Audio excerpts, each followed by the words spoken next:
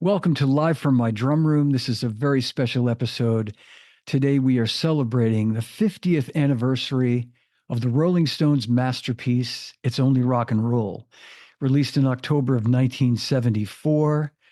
This record has a lot of significance. Those Rolling Stones fans out there watching right now, I think, know immediately this was the last album that included the great Mick Taylor. That classic period from 1969 to 1974 that many, including myself and even Charlie, felt was the band's most prolific period. When you look at the output from that period from 1969 with Let It Bleed, the live album Get Your Yeah Yeahs out in 1970, recorded in 1969, released in 1970, Sticky Fingers 1971, Exile on Main Street, 72, Goat's Head Soup in 73, and then this record, It's Only Rock and Roll in 1974. Um, it's just an amazing period of time for the Rolling Stones. And I think a lot of that had to do with Mick Taylor. He really brought the rest of the bands playing up to another level because of the level that Mick Taylor was at that time. So let's talk about this record. I think it's interesting to note um, although this record was released in 1974, like many Stones records of that period, it had been recorded almost a year earlier, or at least they started working on it almost a year earlier. They had had an amazing European tour in the fall of 1973. And I would say this was arguably the greatest period for the Stones. When you listen to the bootlegs from that time, specifically the Brussels bootleg from October of 1973. There's also great bootlegs from Rotterdam, from London, and then earlier in 73 in Perth, Australia. The band was just on fire. I mean, it was such a great time. They were just gelling and playing. Everybody was playing well individually, and then as a group, they sounded fabulous. So they went in the studio in November of 73, right after they finished their European tour, and all that energy and all those creative juices were still flowing. And they began working on this record, It's Only Rock and Roll. Um, and it proceeded throughout the year 1974. And I'm going to just start by playing the first song on the record. And I'll just kind of set this up by saying, from a personal standpoint, I'd been playing drums a couple of years at that point, a novice by any stretch. And the Stones were by far my favorite band at that time, and they still are today. But I was so influenced by Charlie and by the band at that point in 1974. Earlier that year in the spring, my sister, who's 5 years older than me, brought me and a couple of my friends to see Ladies and Gentlemen, the Rolling Stones, the incredible movie that they made. It was a motion picture released at major theaters and really like concert theaters. It was a 1972 tour that they recorded, and the sound was, they used quadraphonic sound, and they billed it as the next best thing to being at a Stones concert was this movie, Ladies and Gentlemen, the Rolling Stones. So I saw that, and I'd been playing drums at that point only about a year and a couple of months, and it just completely floored me. It was just, amazing. And then when the record came out later that year, I should say that summer, the single, It's Only Rock and Roll, But I Like It, was released in July, and I bought the 45. And then when the album came out in October, my sister bought me the album. So I want to thank her for that. I thank her all the time, but I know she's going to listen to this podcast. So Susan, I want to thank you again for everything. So we're going to talk about this now. And what was the great thing about buying records in those days, and I think those of you watching right now that are old enough to remember this, I had the 45, It's Only Rock and Roll, But I Like It. And I was listening to that. And the flip side was a song called Through the Lonely Nights, which they actually recorded from Goat's Head Soup. It didn't appear on any album. It wasn't on Goat's Head Soup. It was from those sessions. And then it never appeared on It's Only Rock and Roll. Anyway, I digress. What I'm getting at is that, the excitement of getting a new record after, listening to a 45, and the anticipation. And I remember playing It's Only Rock and Roll, the album, for the first time. And the first song on the record, If You Can't Rock Me, is just such an incredible song. And I'm gonna just kick it off with that right now. Just I'll set it up for a second and say, if you don't know this song, you're in for a treat. I have to think if you're watching this, you're probably familiar with this record and you know this song. But I'd never heard Charlie play stuff like this before, playing 16th notes on the hi-hat. It's just a cool beat. It was a, kind of a departure, I guess you could say, for the kind of drumming that Charlie had been doing up till that time. And I thought the rest of the band also sort of, took a lot of chances, you could say, on this record. So anyway, here comes If You Can't Rock Me. It's the first song, side one of It's Only Rock and Roll.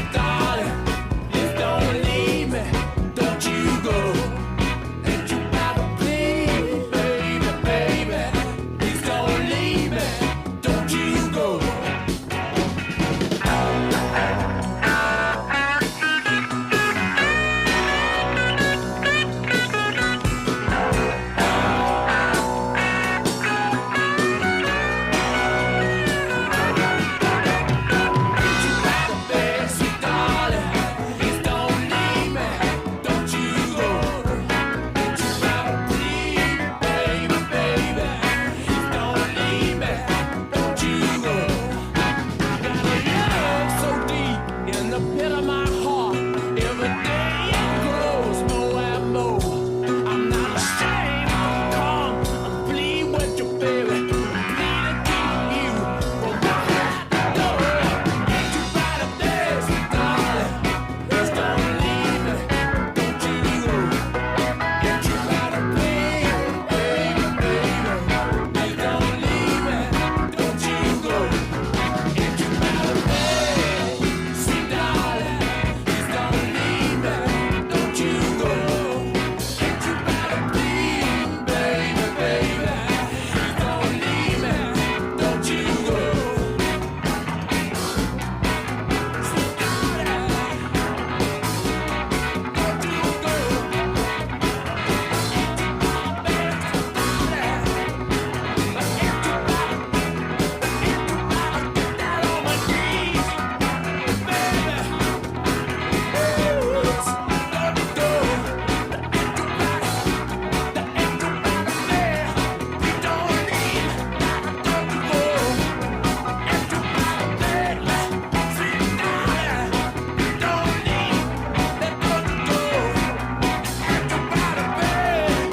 Sweet darling,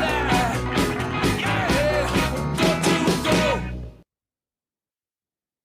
Oh man, that's a rocking tune. Obviously, a cover of the Temptations' "Ain't Too Proud to Beg." Um, Something I learned somewhat recently is I guess the original concept for this album was going to be a number of like classic covers like that, and that's the only one that ended up being a cover song in the end. They ended up having a bunch of new material, and they just went in the studio and recorded it. But what I love about that song is it's Keith is playing. I think Keith is playing all the guitars on that song. He's certainly playing the solo. It's got that classic Chuck Berry, Keith riff solo in the middle there, and there's just so much energy. And as usual, the Stones put their own spin on a classic cover like that, which is pretty risky. But when you cover a Temptations song, you better be able to kind of bring something cool to it, or you're going to sound foolish. And I think the Stones did a great job on this song, again, with a classic Temptations cover. What else can I tell you about that song? Keith playing, I think he's playing all the electric guitars. So it's Keith can certainly hold his own. And it's always kind of fun. I think from this period, hearing Keith play a guitar solo is pretty unique and always fun to hear. I think from the time Mick Taylor got in the band, things really shifted and he became really the de facto lead guitar player in the band. Rightfully so, because he is such an incredible player, and those fluid solos that he played. And Keith played incredible rhythm guitar to that. So they were a great team that way. So in these situations where you hear a studio recording and it's Keith taking the solo, it's fun. It's different. Certainly sounds different. This next song, the title track from the record, "It's Only Rock and Roll, But I Like It." Again, I think I'm not telling people anything they don't already know, but if you don't already know this, this song was recorded at Ronnie Wood's studio before he was a Rolling Stone, when he was just a friend of the band. He was still on the Faces at the time in 1974. And the drummer on this track is not Charlie Watts, but it's Kenny Jones, who was in fact the drummer of the Faces at the time. Later, of course, became the drummer for The Who after Keith Moon passed away. And on bass is the great Willie Weeks. And Willie had worked on Ronnie's solo record, as did my pal Andy Newmark. And I think this was just sort of a continuation of not of that record, but Ronnie had a studio and he was always inviting friends over to play and jam and come up with ideas. So this song, "It's Only Rock and Roll, But I Like It," was part of that little germ of an idea of a, spontaneous jam session with Mick Jagger. And I'm going to play something that's, you might have seen this. This was from my Live from My Drum Room episode that I did with Kenny Jones a couple of years ago. And this is Kenny talking about playing that track, "It's Only Rock and Roll." So check this out. Here's Kenny Jones. I've always been fascinated with what little I know about you playing on "It's Only Rock and Roll, But I Like It." which I Oh, yeah. remember I'd learned that sometime in the early 80s. Then I bought Max Weinberg's book, The Big Beat, where he interviewed you, and you talked a little bit about that. Yeah. And I know that it was a song that Mick Jagger and Ronnie Wood were sort of jamming on, and they rang you up to come and play, right? Basically to put a reference track, like a. Well, it was a song I hadn't even started really. So when I get there, I mean, when I get this call from Ronnie saying, Kenny, we haven't got a drummer, and oh blimey, and it's always cool when I've got one leg into bed. And I lived on Richmond Park. We both lived around Richmond Park, and at night they closed the gate to Richmond Park. So for me to get to Woodies, going across the park would take me 2 minutes. Go all the way around is it more like 15 minutes or a bit longer, 20 minutes. But also I'd had a drink, so I didn't want to get caught for drink driving.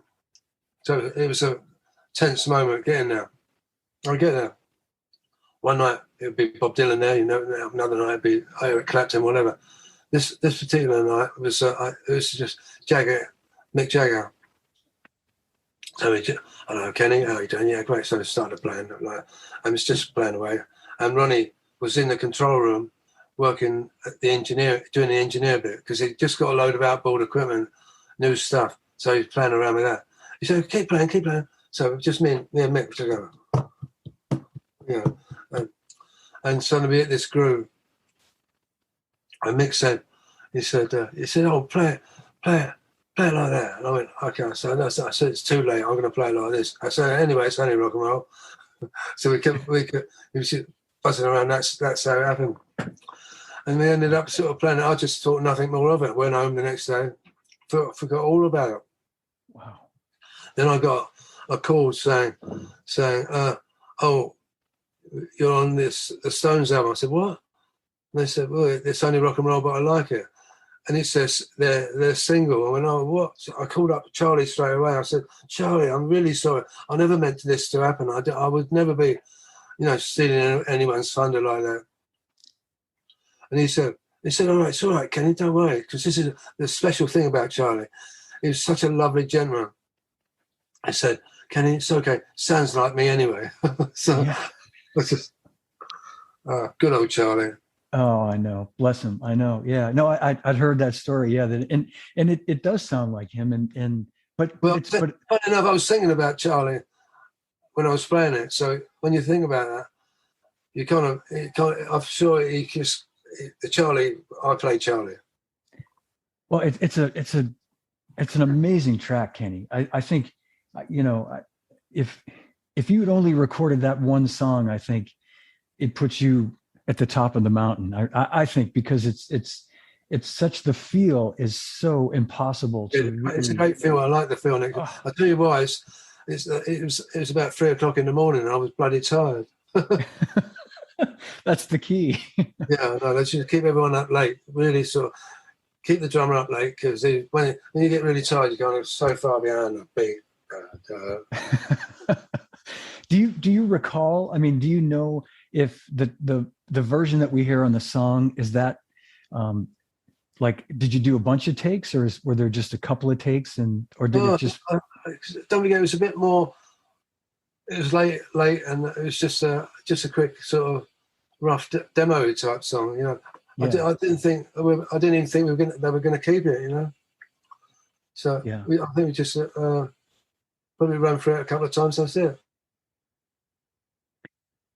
What a great story. There it is. I mean, it's just so simple, when Kenny tells that story that he went in the middle of the night. They needed a drummer to do like a demo track, basically, which is what Kenny thought it was going to be, just a demo, just something to lay down a groove, give them a reference to where the verses and the choruses were and the instrumental section. And then, it turns out to be the track. And my understanding is they did record it. I think they did actually record it with Charlie. And in the end, even Charlie agreed that it sounded better, kind of just had the vibe with Kenny's version. So they kept it.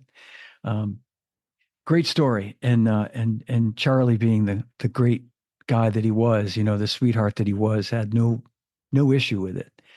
So I'm going to play that song for you right now. And so with that in mind, again, I know probably many of you folks already knew this, but if you didn't know that, so really give it a critical listen. I remember hearing this when I listened to this 45, the single in the summer of 1974. I remember the first thing that stuck out was how different the drums sounded from past Stones records, and the drumming seemed a little different, but not that much different. But it sounded different. The snare drum sounds very open and definitely more of a honk to it. And of course, that can be in the production. That could be just in the way the engineer got, I guess who would be Ron Wood in this case, got the drums to sound. And it did strike me as being a departure, a different kind of feel than what I thought of Charlie playing at the time. But anyway, that's neither here nor there. Give it a listen. This is, of course, the classic song. It's only rock and roll, but I like it.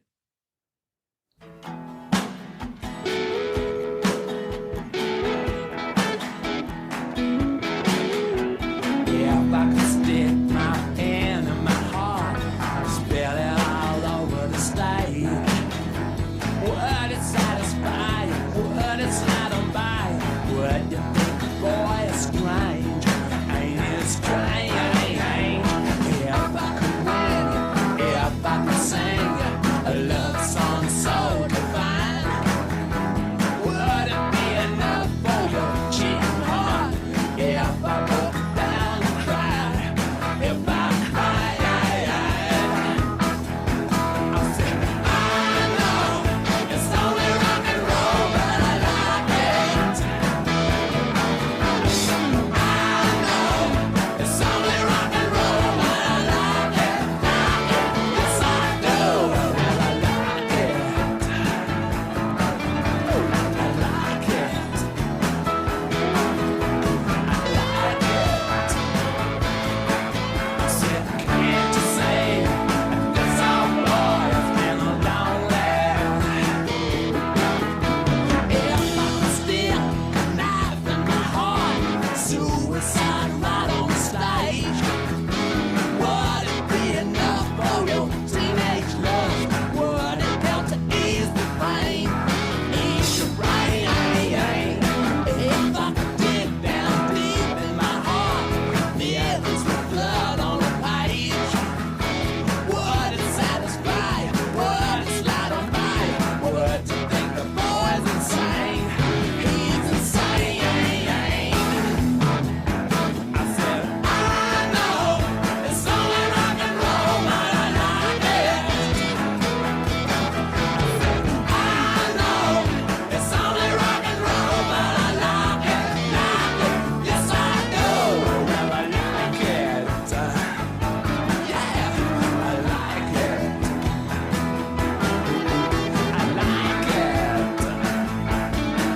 I said, can't you say that this old boy has been lonely?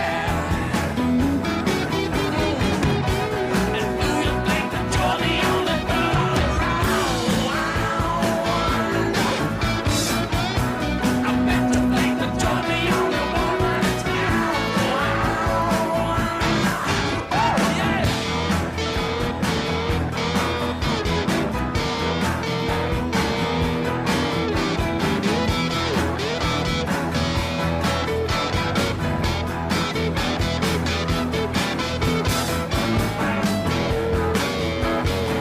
I said, I know it's only rock and roll, but I like it. I said, I know it's only rock and roll, but I like it. I know it's only rock and roll, but I like it. Yeah. I know it's only rock and roll, but I like it, yes I do. Well, I like it. I like it. I like it. I like it.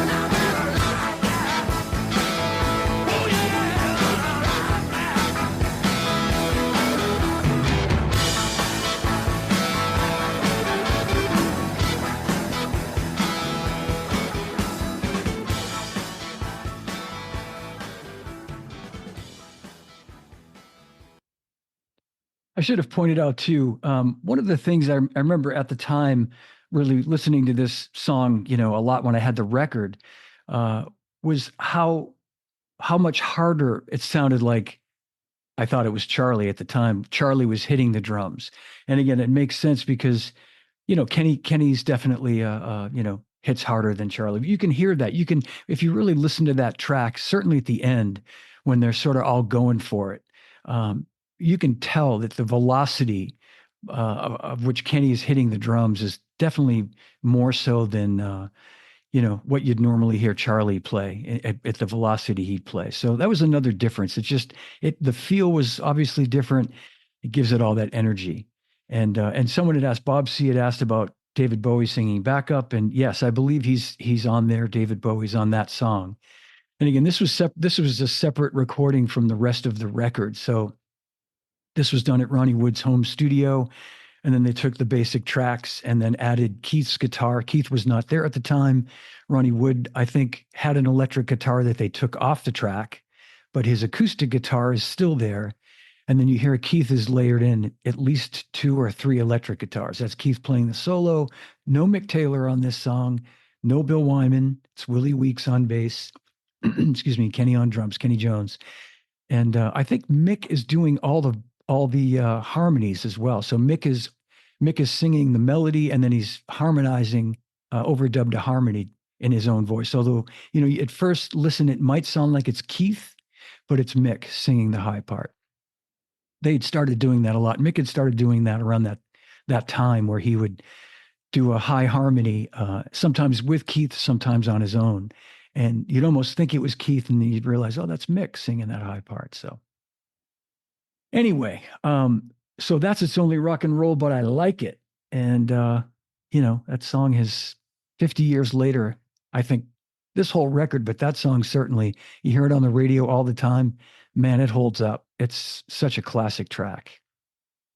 What a great drum sound. By the way, that excerpt that I played of Kenny talking about it, you can watch that. I'll put the link in the episode that came from, and there's a full episode with Kenny where he talks about that, and he goes into a little bit more detail, talks about his old Ludwig kit that he gave Ronnie that was at the studio. He believed it was his blonde Ludwig kit that was used to record that song, and he recalled some Peisty Sound Edge hi-hats. Wasn't sure what the crashes were. I wondered if they were Giant Beats or 2002s. He wasn't 100% sure, but they sound like 2002s to me. Maybe even 602s. I don't know. But he was playing Peisty cymbals at that time. So 1974. All right. We're going to move on to the next song on this record. My personal favorite, I have a lot of my favorites change often on certain records. But this one's probably been my favorite the longest. It's the next song in sequence. It's Till the Next Goodbye. It's a beautiful ballad. I'm a sucker for these beautiful ballads, and Keith is playing the electric slide, which again is very unique. You don't hear Keith playing slide really ever. In the old days when Brian Jones was in the band, he was the guy playing slide. And then, of course, Mick Taylor joined the band in '69, and he's an unbelievable slide player. So it's kind of a unique thing for Keith to be playing slide guitar, but he does. But I know Mick Taylor is on this playing acoustic, as is Keith. And I think Mick Jagger, I made some notes. Let me just double check this. Don't want to say anything incorrect. I think Mick is playing acoustic guitar on this too. I didn't note it, but I'm going to say that he's on this as well. What else can I tell you? Another thing, just, all you drummers, to me, this is just demonstrates just how great a drummer Charlie was. You're not going to hear anything fancy or technical on this song, obviously, but just listen to how he builds his part for this song, how he plays for the song. You're going to hear, especially toward the end, where he just drops out several times. He plays, and then he sort of sets up the part where Mick sings the chorus, Till the Next Time We Say Goodbye. Charlie stops, he plays, he stops, he plays. It's beautiful. The effect is beautiful. If he'd kept playing, it almost would have just, I think Mick's vocal would have not had the effect that it has with the drums not behind it and then coming back. it really gives more emphasis and more weight to what Mick is singing. It's genius. And Mick Taylor's playing on this song. Let's just talk about that for a minute too. He's playing, I mentioned Keith playing the electric slide. Mick Taylor is playing the answering acoustic guitar that answers what Mick is singing. And you'll hear what I mean in a second. But this is Till the Next Goodbye. It's a absolutely beautiful song.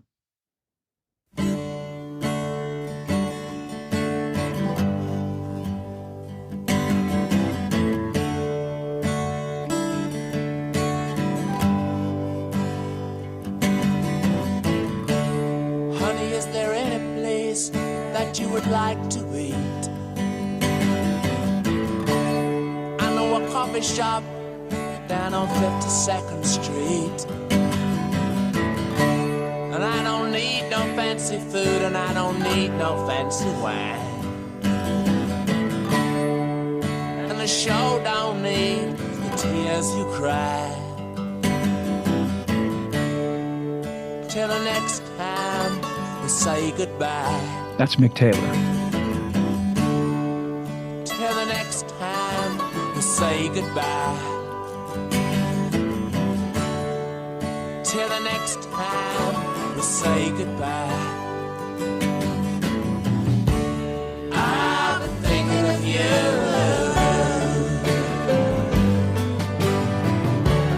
I've been thinking of you.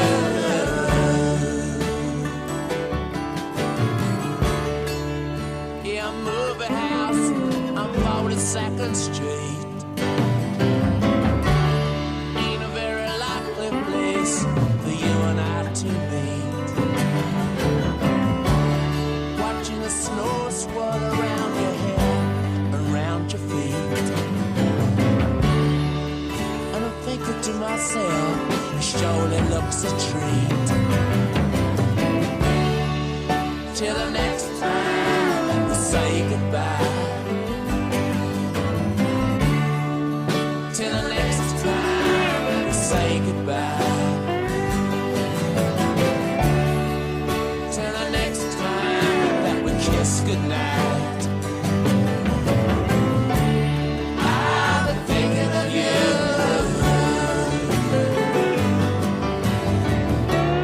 I've been thinking of you.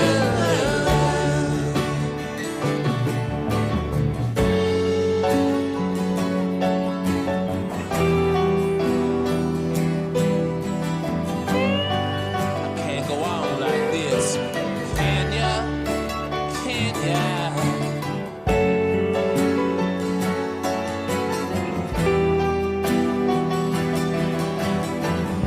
Can't go on like this. Can ya? You give me a cure-all from New Orleans. Now that's a recipe I sure do need. Some cider vinegar and some elderberry wine. But cure all your ills, but it can't cure mine. Your Louisiana recipes have let me down. Your Louisiana recipes surely let me down. Till the next time we say goodbye. Drink deep. Till the next time we say goodbye. Till the next time we kiss goodnight. Till the next time we say goodbye. Till the next time we say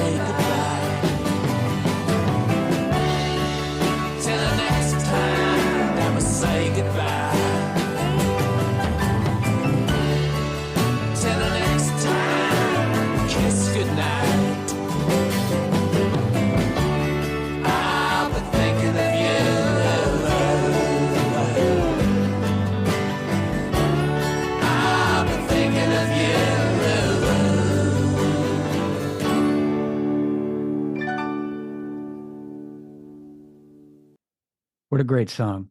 What a great song. And yeah, someone had asked if that was Nicky Hopkins on that song. It was Nicky Hopkins. Billy Preston is also on this record on a couple of tracks, but that is without a doubt the great Nicky Hopkins.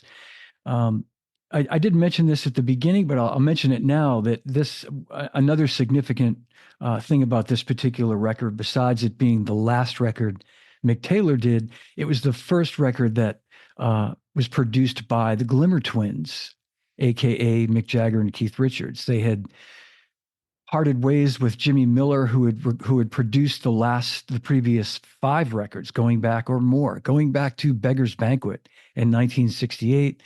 Let It Bleed, studio records, of course, Sticky Fingers, Exile on Main Street, Goat's Head Soup.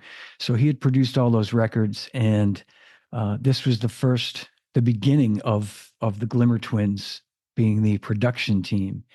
And I think they did a fine job. I believe it was Andy Johns that engineered this record. I could look that up. I should know that.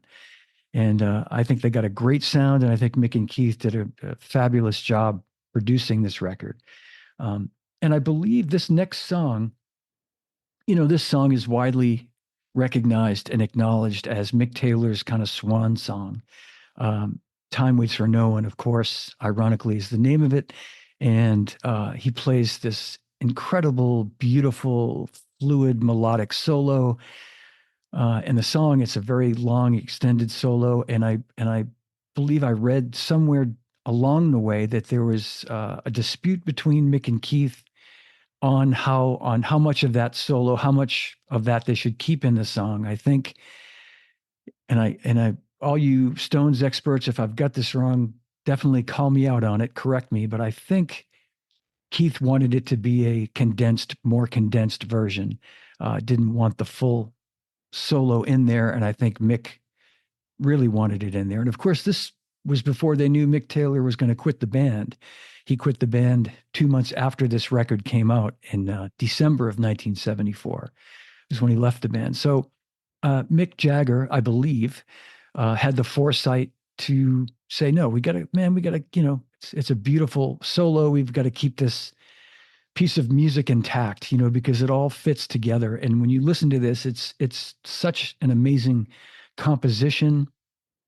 It's hard to not just be swept away by what Mick Taylor plays, because it's just so incredible.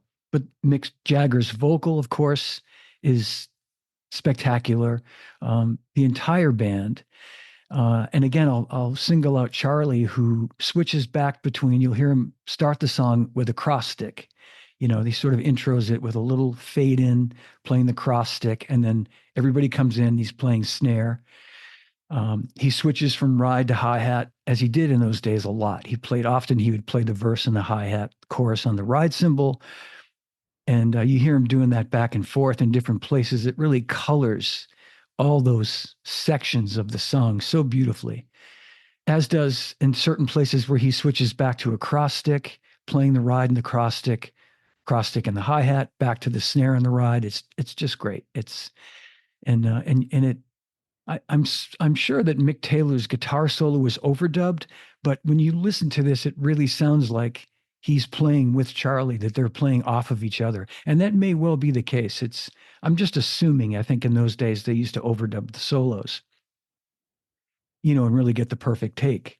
So I'm guessing that is indeed what they did, but when you listen to it, it sounds very cohesive, like they were just working off each other. And maybe they'd done enough demos and enough versions of this song where, Charlie could sort of base what he was playing on what he had an idea of what Mick might be playing. I don't know, but I know I'm getting into the weeds, but this is the beautiful Time Waits for No One, and it won't wait for me.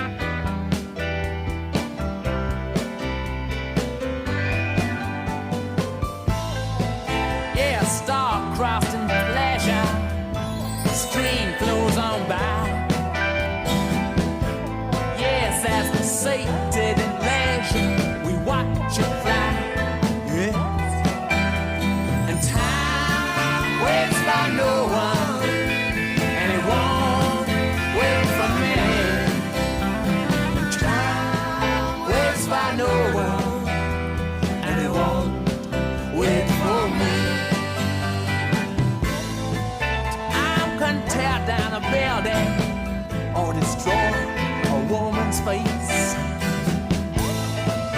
Hours are like diamonds, don't let them waste.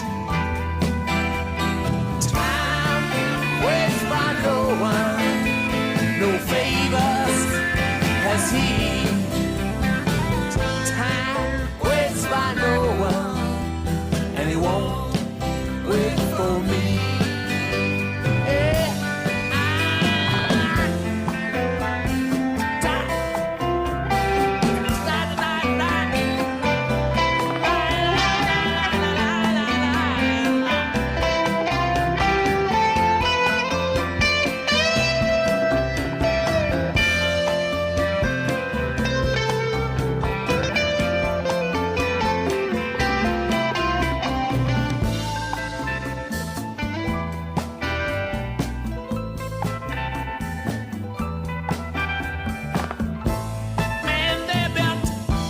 To their passing years, till their fame everlasting.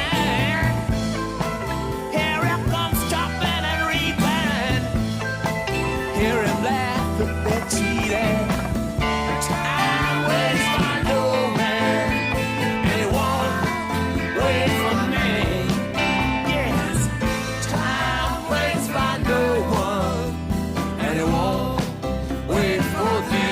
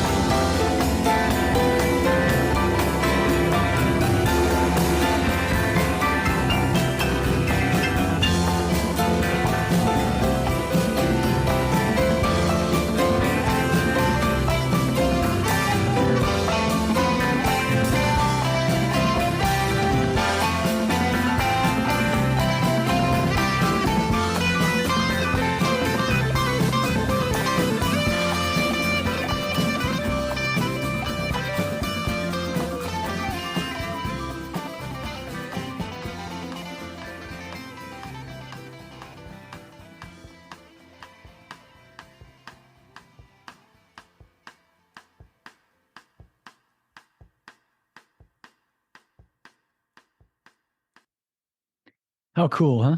It ends the way it starts with Charlie and the cross stick. Such a great song, man. It's hard to abbreviate it. I had considered, trying to fade it at some point, but I just couldn't bring myself to it. So thanks for hanging there with me. I didn't think you guys would mind me playing the whole song. This next song, moving right along, is was another surprise to me when I learned this sort of background to it. A favorite of mine. I saw the Stones for the first time in 1975. Um, at the old Boston Garden, June 1975. I was 14 years old, 14 and a half. I would have turned 15 end of that year, 1975. And it was just such an incredible thing. It was life-changing and all that. And they played this next song because this album had come out in the fall of 74. This was their, newest release, so to speak, even though it was, 8 months old or 10 months old at that point. But they played many songs from It's Only Rock and Roll during that 1975 US tour. If you saw that, you know what I'm talking about. And they played this next song, and it turns out they didn't play it all the time. And I'm glad I got to hear it at the Boston Garden that night. And all the bootlegs that I found from 75, I've yet to find it on any of the bootlegs. There's a great live bootleg. I'm sure you all know the Stones ended up live in LA. The Stones ended up releasing it as one of their records. It was recorded in July of 1975 at the Los Angeles Forum, and it's an entire show, but this song is not on it. And anyway, what I'm getting at, what's the surprise for me was on this song is it's Keith playing all the guitars. His rhythm playing is unbelievable on this song. It's just, and I remember it literally filling the entire Boston Garden when I heard this song. I remember the sound of it just completely filling the room. And Ronnie would have played the solo on this, but it's Keith on the studio version playing the guitar solo. Now, I've verified this because for years I assumed it was Mick Taylor. It sounds like Mick Taylor. It has that fluid playing to it that you don't associate with Keith. At least I think it sounds fluid. I'm not a guitar player. You guitar players can correct me, but as a drummer, it really sounds more fluid than what I'm used to hearing Keith play. It's a beautiful solo. The song, of course, is Luxury. Besides the cool, what at the time for me, very innovative beat that Charlie played, I could not for the life of me in 1974, when this song came out, when I first heard this record, could not figure out what the hell he was playing. I mean, it sounded like he was playing a cross stick, but the way he was playing it, where he was putting the beat, which of course is the classic sort of reggae feel, was beyond my 13 or 14-year-old comprehension at the time. And, if I tried to play it today, I'd still mess it up, sounding like, a white guy from the suburbs. But Charlie nails this song, man. It's so great. He plays it with so much authenticity. And again, just keep in mind, it's Keith playing the guitar solo, and I believe he's playing all the guitars. And there's at least 2 or 3 rhythm guitars in there, beautifully mixed and layered, as Keith would do. And great vocal by Mick, of course. And so dig this. You're a Boston guy. I'm not hearing the accent. No, whatever accent I had, I lost a long time ago, thankfully. Yeah, there's enough people with a Boston accent. All right, let me just take a look at my notes here and make sure I'm not forgetting anything else worthwhile. We talked about Keith's solos, and again, Charlie's beat, you'll hear, I think the only fill that he plays is when he comes in at the beginning. Just that, Keith plays the intro part, the chord, the little melody. Charlie comes in with a little fill, and that's it. That's all you hear. That's in the way of fills. That's all you hear through the rest of the song. A couple of cymbal crashes. He drops some bombs in certain places. Accents, of course, and the sparseness is what makes this such a great song. So here comes Luxury.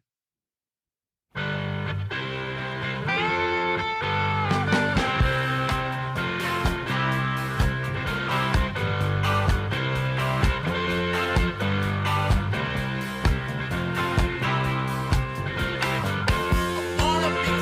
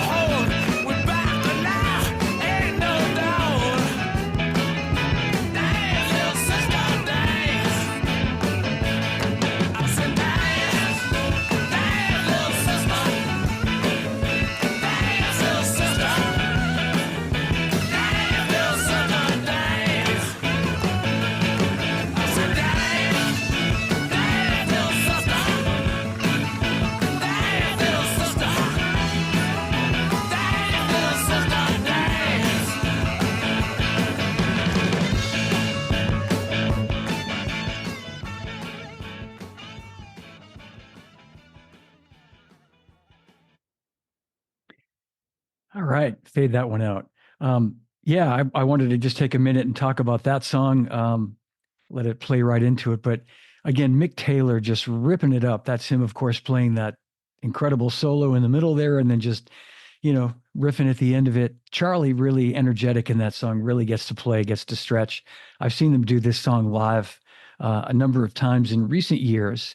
And it's kind of it's fun to see them pull, an old song like that out of the closet, dust off an old chestnut and hear Charlie play those fills. It's really cool. But I remember sitting and playing along to that record. That particular song was always fun because, Charlie's kicking it. He's playing all those singles on the snare drum and great fills. So great song. This next song in sequence, another beautiful ballad off this record. And If You Really Want to Be My Friend.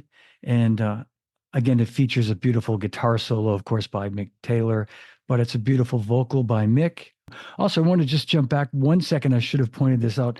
During Luxury, at the end of it, you hear the great Ray Cooper is playing Kungas on that song. And, legendary Ray Cooper, you've seen him with Elton John for years, but he's played with everybody. And that's him playing the Kungas, and it's really great. But the backup vocals on this particular song, Blue Magic, R&B vocal band, so Philly band rather. So yeah, so check this out. This is If You Really Want to Be My Friend, and we're getting close to the end here, and it's only rock and roll. I hope you're enjoying this so far. What else can I tell you about this before I let it go? All right, again, check out Charlie. He's playing for the song, and just really just kind of fits all these little things into the song, I think, beautifully. Just weaves in and out of the vocal, never gets in the way. Check it out.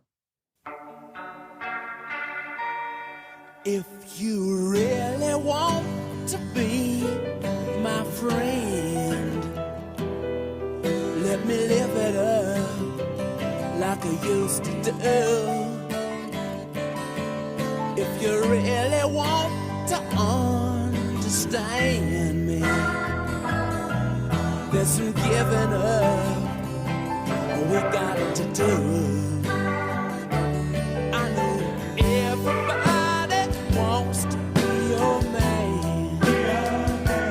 I don't want to tie you up, go and get your friend.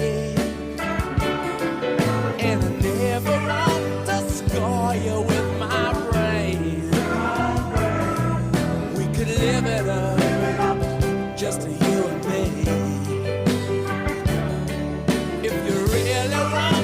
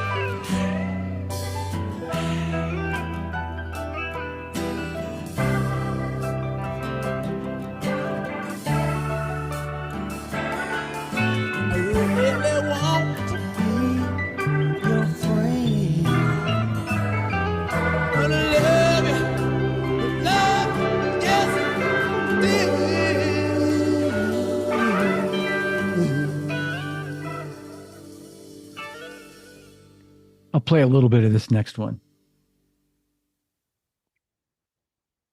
Great slide by Mick Taylor. Some great slide work.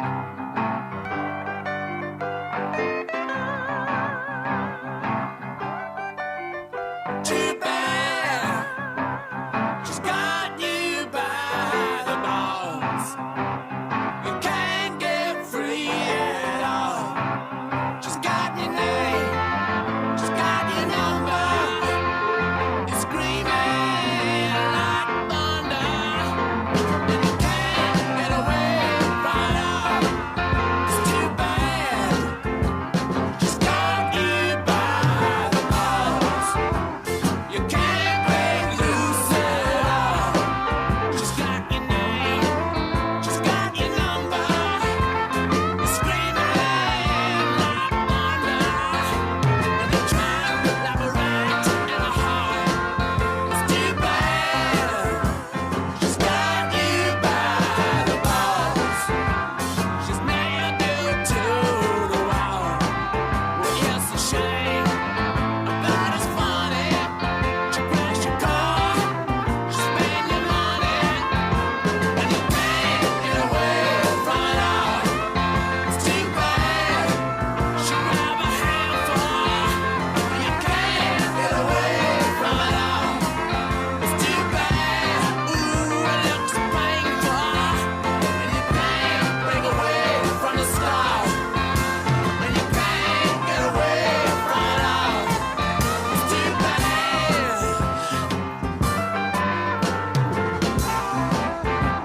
She's got you by the balls. She's got your name, she's got your number. It's screaming through murder, and you can't get away from it all.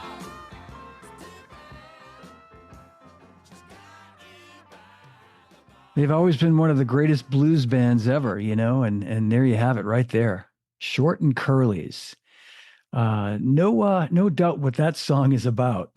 And I do like that song. I always wondered if it was maybe, just sort of thrown on there at the last minute. I don't mean to assume or insult my friends in the Rolling Stones, but it's just kind of a funny,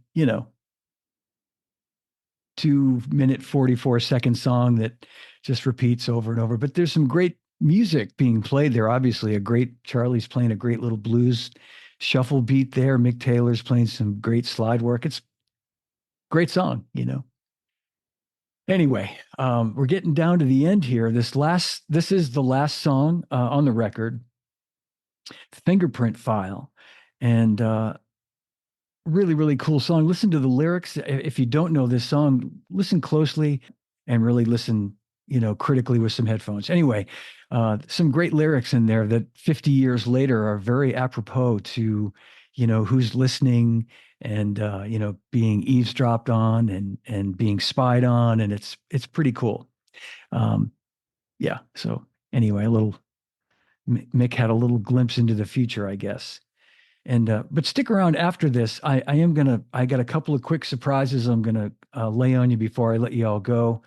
And I do want to thank you guys for tuning in today, the day before Thanksgiving here in the US. Hopefully you have a long weekend coming up, and you'll get a little time off, and you'll be able to watch this again on YouTube or download the podcast. But here comes the last song from It's Only Rock and Roll, and this is, of course, Fingerprint File. And I'll just give you a quick rundown on the personnel, because it's a little unique on this one.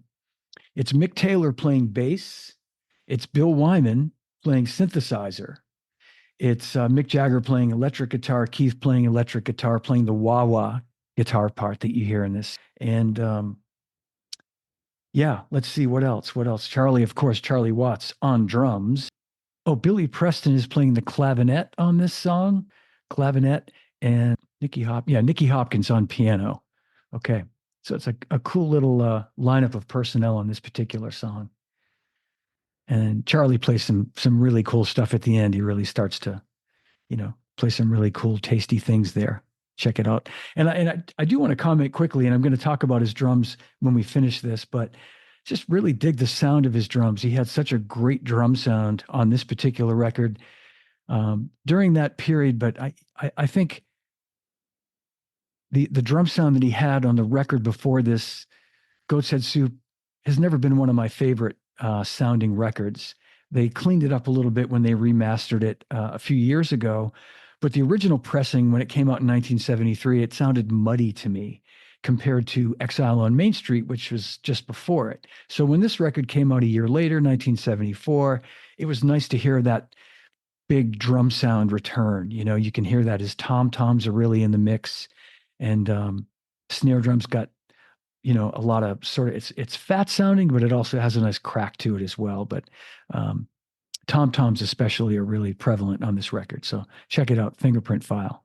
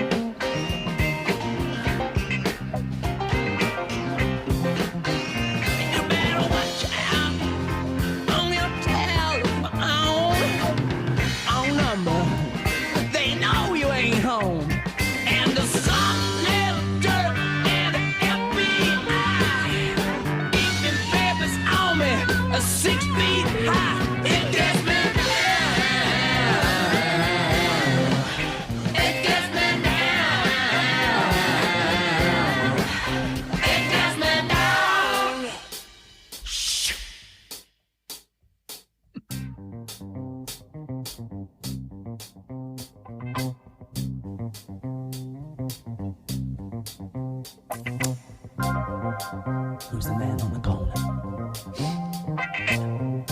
That corner. I don't know. Well, you better lay low.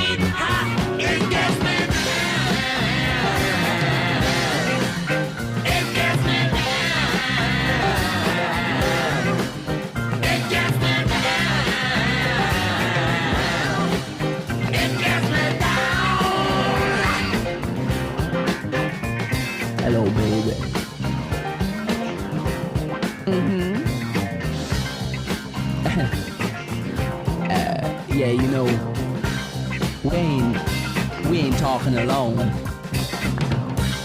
Who's listening? But I don't really know. But you better tell the SIS to keep out of sight, cause I know they're taking pictures on the ultraviolet light. Yes.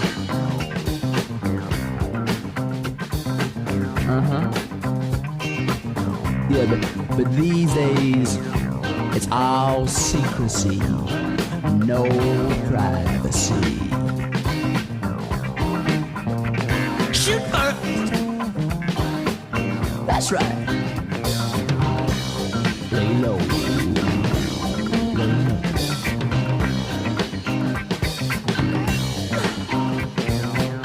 Bye-bye.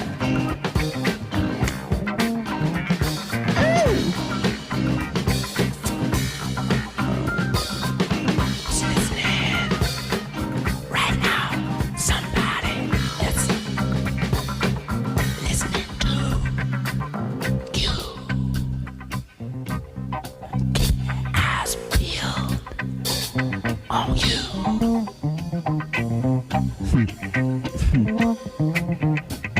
What a prize. What a prize to pay.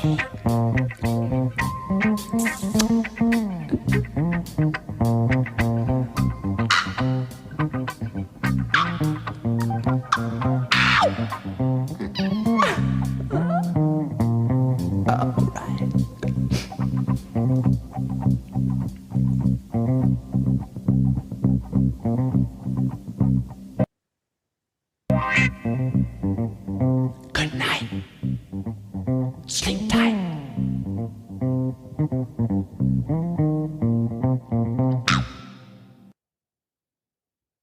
Sorry about that. I got a little trigger happy with stopping it. All right, that's fingerprint file. And I meant to point this out, but you can listen back to it. There's a point where they do a little breakdown, and you can hear. And I only recently, in the last few years, probably really listening to this thing, maybe because it was a remastered version of this album, but you can hear that Charlie apparently overdubbed the hi-hat part. He's playing 16th notes again, like he does in If You Can't Rock Me, but except you can hear the basic track. He's playing eighth notes on the hi-hat. He's playing just, a regular groove, and he's opening and closing the hi-hat in different places. And then on top of that, you can hear him lightly playing 16th notes on top. And I wish I had thought to ask him about that. And no doubt he would have said to me that he didn't remember, but it would have been worth asking him anyway. Whenever I'd ask him those kinds of questions, I think half of it was him just wanting to wind me up and knowing that he was winding me up by saying he didn't remember. But most often he would say to me, "Oh God, John, I don't remember. I don't remember what I was playing there." But I want to just take a moment. I just thought it would be interesting to show you. Now, I mentioned my Gretsch drums here behind me. Charlie got this black Gretsch drum set in 1972 and used it on everything up until, and I believe including, Some Girls in 1978. Most people think of Charlie, they think of his Maple kit. And, I've heard people say he had that Maple kit since the 60s. No, he got that kit in 1978. And he didn't start using the China until the Some Girls record, which was 77, 78. So everything he played at that time was on his four-piece Gretsch kit. At that time, from 1972 on, it was the Black Nitron kit. He had other kits before that, but the Black Nitron kit, and you can see he had no cymbal over the 13-inch mounted tom. Again, I know that's for all you Charlie Watts fans out there, you already know this, but it never ceases to amaze me how many people are surprised by that, that don't realize that was the setup that he played for a long time. Was this, the ride to his right and then the crash just to that, nothing over the rack tom. There's a little better angle from behind. And I think I have one more shot here. Yeah, so you can see, ride, crash, nothing over the rack tom, hi-hat. Gretsch, chrome over brass snare drum, really like a standard Gretsch kit. In fact, in 72, he was playing, the bass drum had the stock metal hoops from that period. You can sort of see it in this picture, the metal stock hoop. And then in 75, he used a completely different black bass drum, but that's another story. But what I'm going to share with you right now, because you've all been so patient with me, is that's my little tribute to Charlie right there. That's my 1972 Gretsch Black Nitron, same sizes, 9x13 tom, mounted tom, 16 by 16 floor tom, 14 by 22-inch bass drum, 5 by 14 chrome over brass snare. I've got a 20-inch ride, a Peisty giant beat there, and a 16A thin crash, which replicates what Charlie was using back then, which was the Peisty 602 16-inch thin crash. These hi-hats, I think what I'm using here are 602s, but Charlie, he used old new beats, and he did also use, I believe at a point, probably at this time, was using 602 14-inch hi-hats. But that's my little tribute to Charlie. I used this kit just this past weekend, not quite in that configuration. I play it with more cymbals, and I used my Craviotto snare, but it was a lot of fun to play this kit. It always is. They're beautiful sounding drums. Again, this is my tribute to Charlie, my black Nitron Gretsch kit. All right, I'm back. And that's assuming you guys are still here with me. All right, good. I'm going to play something that I've never played for anybody before. Don't worry, it's not a recording of my band. You're safe. You're all in the clear. And I have reservations about this, but I'm going to play it because you've all been so good about staying here with me today. I'm going to play you a voicemail that Charlie left for me the very first time he ever called me. This was back in April of 1997. And this began my very long 25-year friendship with Charlie. Not surprisingly, I saved this voicemail. So I'm going to play this for you. I don't know that I'm going to keep it in here when I put this up on YouTube and turn it into a podcast, but I'm going to play it for you guys live right now, and we'll see how I feel after I play this. And I want to thank you guys for hanging with me today. If you're listening to this on the podcast, I apologize that you're missing all the cool visuals. You'll just have to go over to YouTube and watch it. But I hope you've enjoyed the audio portion of this as well. And keep your fingers crossed, everybody, that all the songs that I played are going to make it past the YouTube copyright police. I feel pretty good about that.